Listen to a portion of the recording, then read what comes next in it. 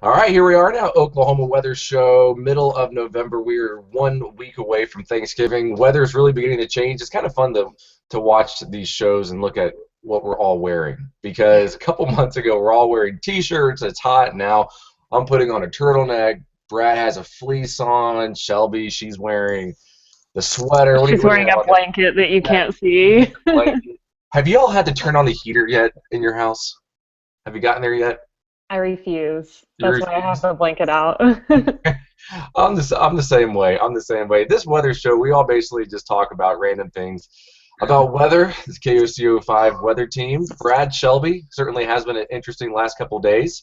How's it going, Brad? What's new with you? Yeah, you were saying my hands are cold in here. I have the little thermostat set to away mode, uh, so it is kind of chilly. But hey, we've had a month I think that's been kind of where you haven't needed a whole lot of cooling or a whole lot of warming.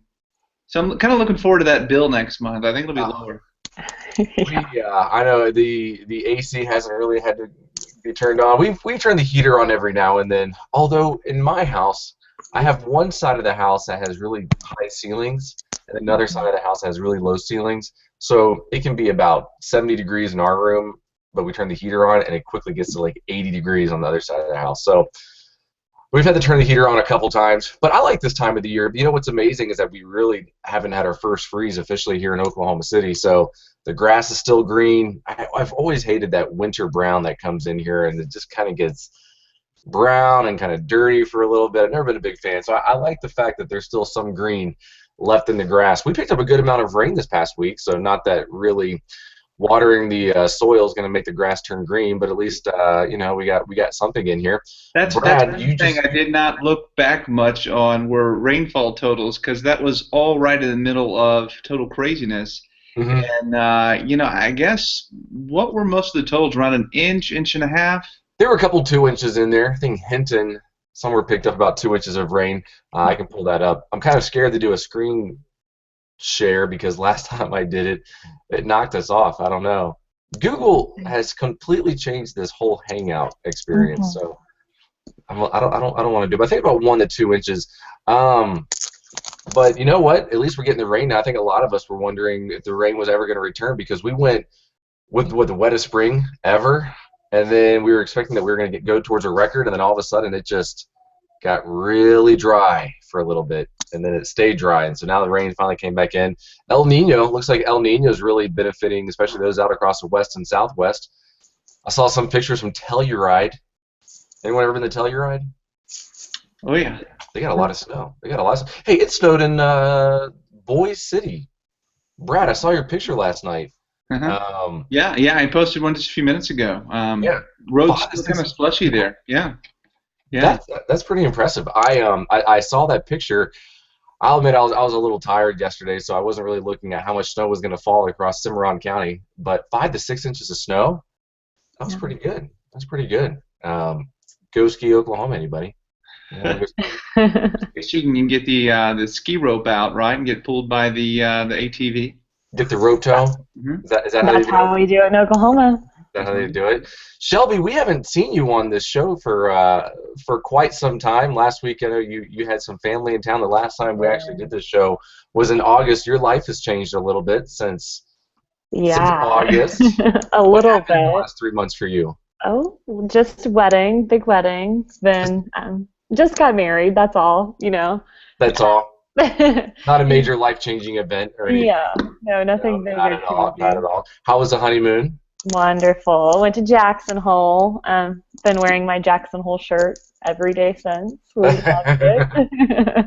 I'm Loved it hoping so I'm much. hoping if the weather plays in my favor that I'll try to get out there maybe in March.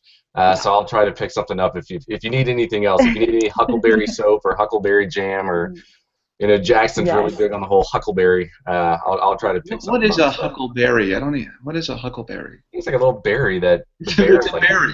It's a just a berry. berry. We went All to I want we is went up to all I Banff, want is a Canada. So what, Shelby? all I want you to bring me is a moose. A I want moose? my own. Like a real moose? A real one. Real moose. I don't know. They might exceed the 50-pound weight restriction that they put on these airplanes, but I will see. Did you all see any moose? We saw a lot of moose. We even got to see some moose fight. It Oh, was really? crazy. That's What's the probably why mating season? I'm in Is it love moose with them. mating season? Yeah, they were in rut when we were there. Nearly every could hear a bunch of elk bugling, and it was pretty cool. That's I know, and you take a picture of it, and the picture doesn't do it justice. I've Mhm. only seen a moose twice when I was in Wyoming. I saw one actually. I was skiing down in at the resort, and one was just walking across the trail, and then I saw another one. I was doing some backpacking, and one had gone up and was just eating out of the tree. They say they're kind of mean. You gotta stay away from them, but they look so friendly. Like you just want to go up to it. Yeah, you just want to pet them. The locals are telling us they were more scared of the moose than they were of the bears there because they're Really just so hard to predict. interesting. When we were up in Canada, we went to Banff National Park during your wedding at the end of Yeah. September, beginning of October, and they were saying that in Canada, they tag the grizzly bears based on their aggression level, and so certain colored tags will mean whether or not they're really aggressive or they're not aggressive. But they said the most dangerous bears that you can ever be around are the ones that don't have any tags at all because they've had no interaction with humans, so Yes. they don't know how aggressive they could be. But yeah, so we didn't see many grizzlies when we were up there. They had really gone into hibernation already, but I've always wanted to see one of those. So Yeah. you We had a only lot of luck. You had a yeah, lot of luck. we only got to see one bear, but we saw quite a few moose and lots of elk. How many pictures did you take of the bear? Did you take a bunch? Well, it was we went to purposely see a bear where one had been coming to feed and it didn't come in. And then so we were like driving down the road headed back to Jackson when one was like right off the side of the road. So we saw a bear butt and that was all we really got to see. So I have lots of pictures of the booty of a bear. But you'll go back and look at the album, and it'll look like you saw a ton of bears, right? Because Yes. there's so many pictures. That's pretty funny. That is pretty funny. Well, y'all doing anything for Thanksgiving? Uh, yeah, going home. Mom does a big Thanksgiving dinner with the whole family, and then going to the husband's family Yeah. and doing Thanksgiving. We get to do lots of dinners now. There'll be a lot of eating for sure. Brad, how about you? What are you doing for Thanksgiving? Well, I think I'm gonna take it pretty easy this year. Gonna do a little weather. I guess we have another system coming in, possibly. Possibly, I know some of the guidance back and forth on that. And, it's a week plus away. Hmm. So possibly, I know we have low pops on there right now.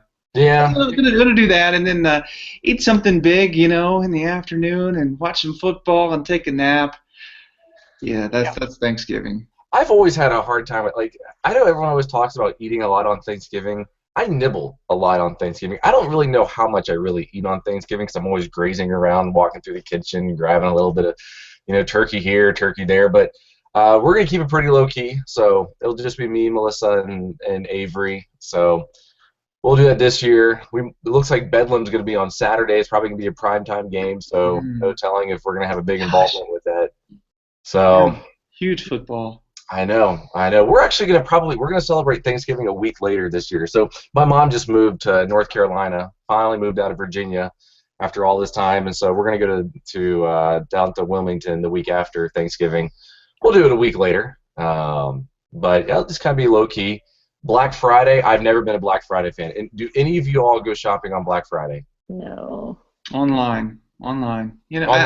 don't get the waiting in line thing. It is I don't get it. I don't like going to stores anyway, really. So I just click, I'm good. I'm an online shopper now. I am. To me, it's all about shopping online. I've never understood the whole waiting in line. Yeah. I used to work retail back in college, and just the mall intimidates me this time of the year. I don't like Too it. many of So. those Abercrombie fragrances, right? Right? Oh yes, my Get a headache late as soon as you go to the 90s. mall. My What kid did? But you know, what college kid didn't want to work at Abercrombie and Fitch? You get the discounts, 50% Yeah. off, and Yeah, in case folks you don't know, Damon, what were you got?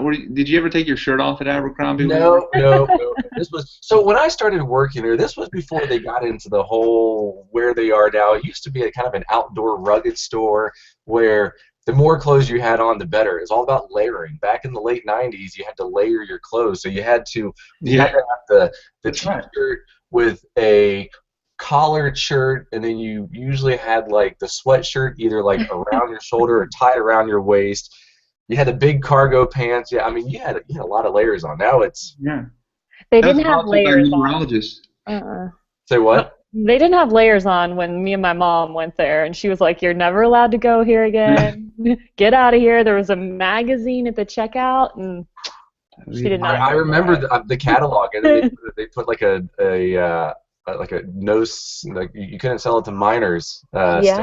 catalog. Yeah, no, it was Yeah. yeah. Oh, those were the days. But yeah, if you were clothing on Black Friday, you don't even bother trying to refold a stack of shirts because it's just going to get messed up. I mean, it was that time of the year though. It was very common for us to get out of the store at about 2, 3, 4 a.m. I mean that it was they were late nights just so the next day people could just start messing up the denim wall, all the jeans that we'd fold. Oh, that was me in there probably messing up the clothes. Yeah, you wanted the pair of jeans that was on like the very Yeah. bottom.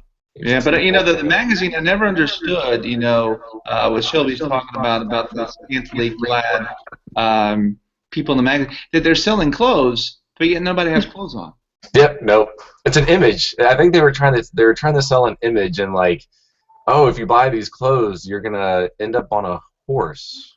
Where it's like J. Crew, you get a J. Crew catalog and you see the guy with like the golden retriever holding a canoe. It's like, Exactly. it's like, That old well, meme. I don't have a canoe and I don't have a golden Mm-hmm. retriever, but if I buy the sweater, I'll Yeah. end up in a scene where I can have a canoe and a golden retriever. Mm-hmm. Mm-hmm. Yep, for Hey, sure. it was kind of busy earlier this week, man. It was. I know we kind of got off talking about it. By the way, Brad, I got to mention something. I went back and watched last week's show. Does that clock behind you not work? It's been stuck on 12 o'clock for a while now. We gotta look at this clock. That's a good point. Well, when we start this show, it's 12 o'clock, and so I see it in that when we start, I'm like, oh, that's fine. I'm going to say the battery's dead in it. So it's right twice a day, but yeah.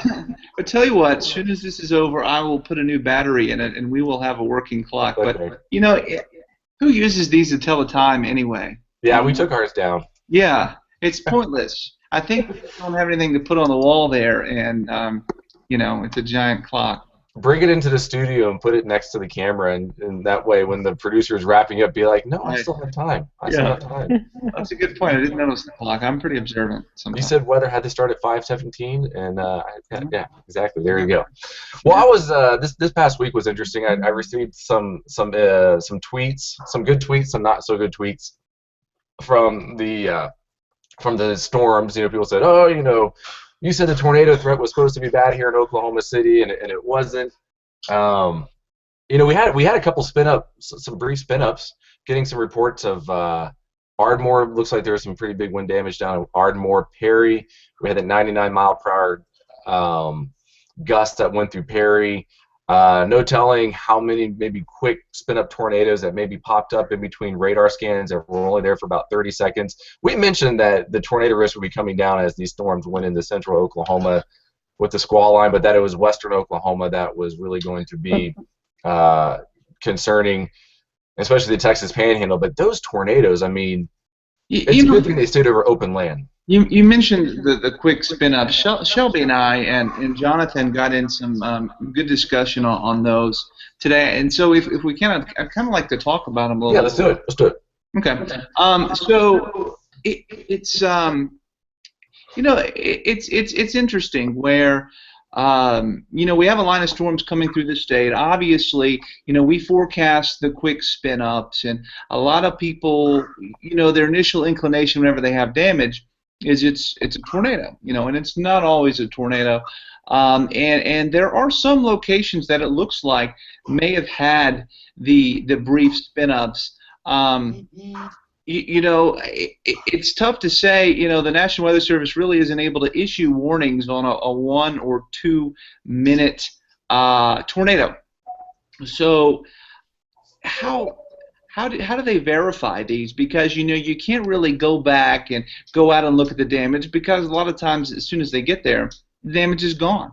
So how often do you think it goes where we have these tornadoes and they don't get included as an actual tornado?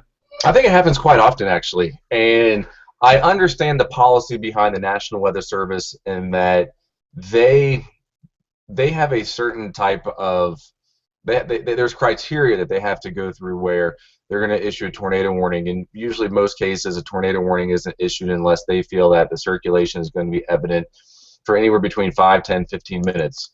Where when you get these squall lines that come through, the circulation can pop up. It can be there for 30 seconds to a minute, and sometimes typing out the warning, if you try to type out the warning, once you start seeing that circulation, by the time it actually goes out, the warning the tornado will be gone. So they mention the word possible tornado in a severe thunderstorm warning, which the severe thunderstorm warning is usually going to be drawn out for about 30 45 minutes. So I understand it, but even from let's say that you're not a scientist, and if you wake up in the middle of the night and your roof is gone or is heavily damaged and your windows are blown out, to you, whether it's straight line winds or a tornado, you're going to say it's a tornado, and I know a lot of times we classify a weather event off of what it is. So if it's straight line winds or tornadoes, but both are the same things. Both are very strong winds. It's kind of along the same lines of when they have a high wind warning or a severe thunderstorm with 80-mile-per-hour winds as the main threat. Well, both are still very high winds. So there's a lot of different warnings that all have the same impact, which is wind damage. And so when we issue these tornado forecasts, and we see these squall lines coming in, there's always going to be a tornado threat with any squall line that comes in. And that observation in Red Rock of 99 miles per hour, that's just where the weather station was. Now they're very well, 100 miles or 100 yards to the east of that weather station could have been a tornado that had 130-mile-per-hour winds. We really just don't know. But man, with a setup like that, the tornado threat was still very much there. I think we've seen a couple locations where there has been damage that has looked, at least 100 miles per hour or more. I know we had a location like that in Perry, Oklahoma yesterday, and it was limited just to that one farm. And the guy was home; he was fine. They had significant damage there, and then the storm continued to track up towards Red Rock, and then it gusted out again there at the Mesonet station. So, those are harder. You're forecasting all night long. Shelby was there all night. Jonathan was there, and little spin-ups here, there, everywhere. There are probably several of those. Of course, the more obvious ones were what happened northwest Oklahoma, the Panhandle of Texas, which I still can't believe. Those things were huge. Talking to Chance Coldiron, he said that was one of the largest tornadoes that whole area that he had ever seen. I mean, there are a lot of tornadoes out there, but this would be a different conversation we'd be having right now if one of those spin-up tornadoes went right through Oklahoma City and hit someone's and hit someone's neighborhood. It's just we were lucky, and I think the OKC Metro was due for a break, because it seems that every line of storms that comes in, there's always something weird that happens. But that was a long night. And, and with our coverage, we have been talking about it for so long, the severe weather threat rolling in, that you have to stay on air when these things are coming in, because as fast as they can spin up, by the time you get the control room ready to go and all that stuff, all of a sudden the risk is gone.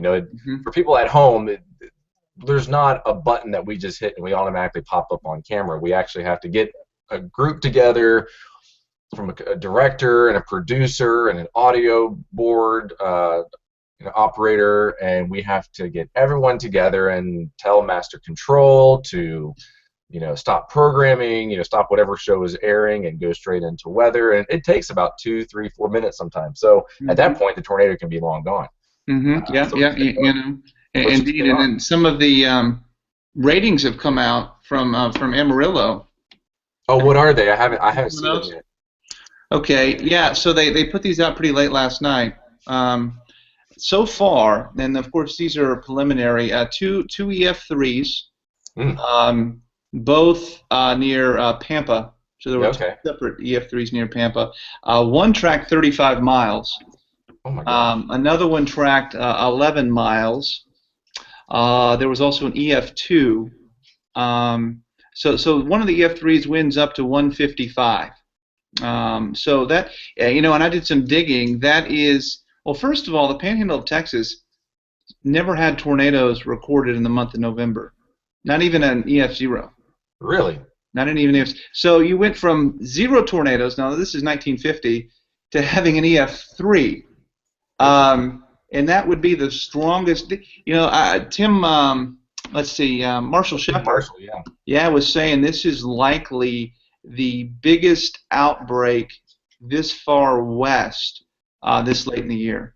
Well, and I can believe that because usually moisture has a hard time getting that far west during this time of year. I mean, if you look at mid-November, mid-November usually we're dealing with dew points out there in the 20s and 30s. Usually these storm systems are dust producers, fire weather watch producers, red flag warnings. But wow, interesting. The Halliburton plant out there was hit, and Tim Marshall posted a picture that Hmm.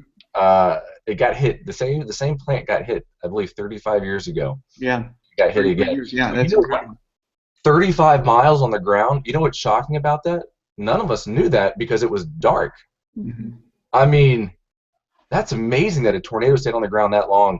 I imagine it hit some homes, but no fatalities. I Yeah, haven't no, heard no of injuries, no fatalities. Now, um, I just was texting Rick here, Rick Smith, National Weather Service, asking about ratings for Oklahoma because some of these may have stayed on the ground into the Oklahoma Panhandle and into Kansas. One supercell I looked at that developed south of Amarillo, it was rotating for 200 miles into Kansas. it. And I think it was one of the ones of the EF3s, but it dropped up and up and down. And then one of them, of course, moved into Harper County, Mhm. Oklahoma, and produced tornadoes there. So Rick just told me, he goes, we've got, he goes, I know this is taking longer than normal. I can kind of paraphrase what he said. Um, Got a report today that could indicate more significant damage than we were investigating. So, Interesting. so it looks like, Where is that? Is that up in Perry or is that down in I know Ardmore got hit as well. Um, my spin class instructor, she sent me a message yesterday and said, "Did Ardmore get hit by a tornado?" And I said, "Well, very well could, a quick spin up tornado." And she said, "My neighbor's home, or my parents' house was hit. Windows were blown out. The roof peeled back. They said it was incredibly quiet, and then all of a sudden, for about 30 or 45 seconds, it was the loudest roar they had ever heard, and then it immediately went silent again." wow. And I said, "Well, send me some pictures so I can send them to the weather service." Hmm. And I haven't gotten those pictures yet, but that's and that's kind of that's a good indication right there of why we do what we do. How many times you hear people say, "Oh, television's dead," TV's going, but people watch out here, especially for weather, and so there's people that say, "Oh, get off the air. We don't need you on air. We can look outside our window. Only cut in during commercial breaks." Well, you know what? When you have events like this coming in, it's important to stay on from beginning to end.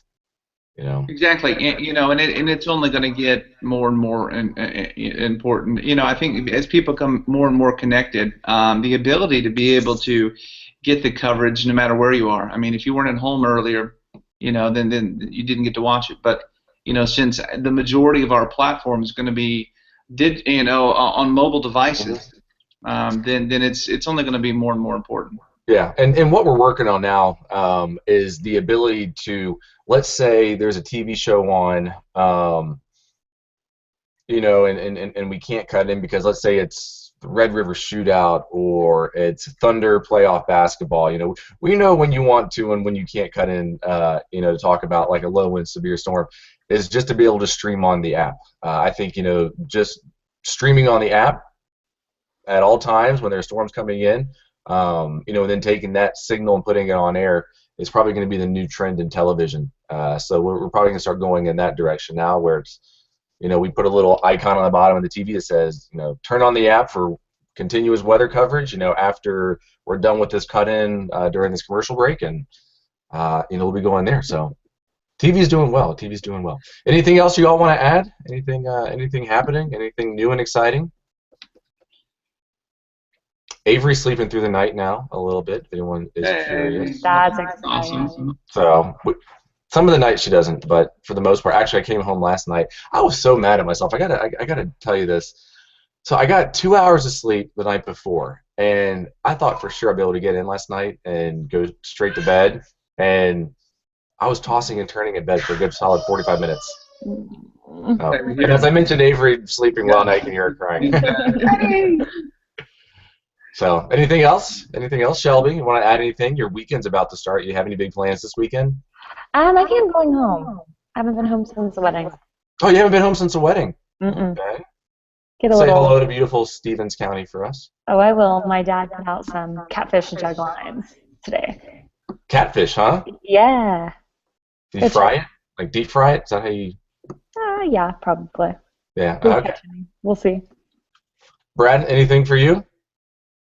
Gosh, my house is kind of a mess here. I just haven't been able to get to anything.